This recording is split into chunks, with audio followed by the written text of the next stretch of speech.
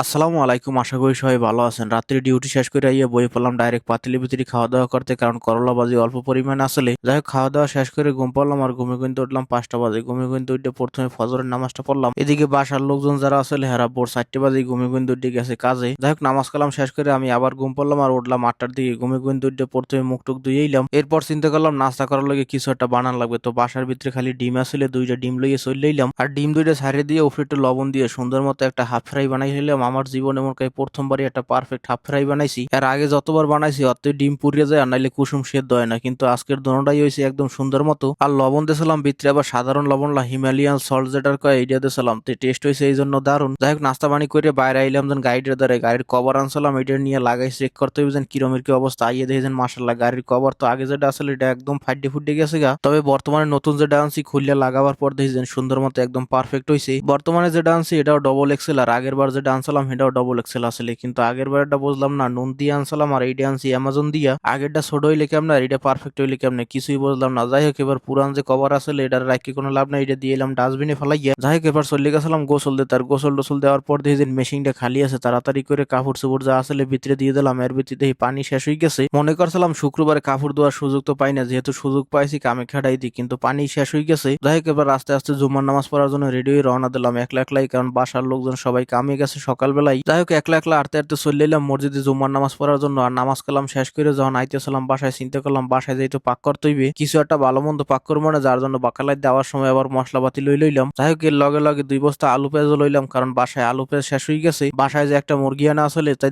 অর্ধেক পরিমাণ মুরগি বাক করে লইলাম আর অর্ধেক রাখিয়ে দিলাম আবার পরে পাক করবো মনে। আর মুরগি ভিজাই দেওয়ার পর মনে পড়ে আমার তো কাপড় চোপড় দেওয়া আসলে মেশিনের ভিতরে, যেহেতু পানি এই পড়ছে তাড়াতাড়ি করে কাপড় চোপড় কটা ধুইয়া লইয়াহি। যাই হোক, কাপড় চোপড় কটা রোদ দিয়ে সুন্দর মতো প্রথমে পেঁয়াজ মরিচ কুচাইলাম। এরপর দিয়ে মুরগির মাংস এর ভিতরে ভিজে গেছে, সুন্দর করে মুরগির মাংস বাছা শুরু করলাম। এক পিস বাচ্চা যাই দেখে যেন সবগুলোর ভিতরে কায়দার হম পশম। চিন্তা করলাম যেন তাইলে মুরগির চামড়া রাহারই দরকার নাই, চামড়াগুলাই উঠেই হালাই দিতাম কি বিলাইরে দিয়ে দিলাম। আর এদিকে মাংসগুলো দইয়ে রেডি করে রেখে সুন্দর মতো এরপর চলে এলাম ব্লেন্ডার করার লাগে আদা রসুন। যাই হোক, এখন সবকিছু রেডি, পেঁয়াজ মরিচ আগেই কাটিয়ে রাখছি আর মাংসও রেডি হয়ে গেছে। সুন্দর করে পাক শাক শুরু করে দিলাম। পেঁয়াজ মরিচ মশলা আর আদা রসুন দিয়ে সুন্দর মতো কষানো শুরু করলাম। এরপর ভিতরে মাংস দিয়ে দিলাম। প্রথমে চাইছিলাম মুরগির মাংস আর ডাল দিয়ে সুন্দর একটা খিচুড়ি খিচুড়ি সিস্টেম পাক করবো, মানে পরে চিন্তা করলাম যেহেতু মশলাই লইয়েছি তাহলে খিচুড়ি পাক করার দরকার নাই, আজকের একটু অন্য সিস্টেমে একটা বিরিয়ানি পাক করি। বাসায় যে চাউল আছে এটা দিয়ে পাক করে হেলাই। যাই হোক, চাউল টাউল ধুয়ে রেখে সুন্দর মশলাও রেডি করে হেলাইলাম। এরপর চালগুলো ভিতরে দিয়ে উপরে দিয়ে মশলা দিয়ে দিলাম। আর এই সিস্টেমে পাক করতে হলে পেঁয়াজ রসুন আদা গরম মশলা এগুলোর লাগে মাংসটারে কষাই সুন্দর সেদ্ধ করে হেলাইতে হইবে, নাইলে কিন্তু মাংস কাঁচা থেকে যাবে, বিরিয়ানি আর হইতো না। যাই হোক, এবার পানি দিয়ে দেওয়ার পরে সুন্দর মতো বিরিয়ানি রেডি হয়ে গেল।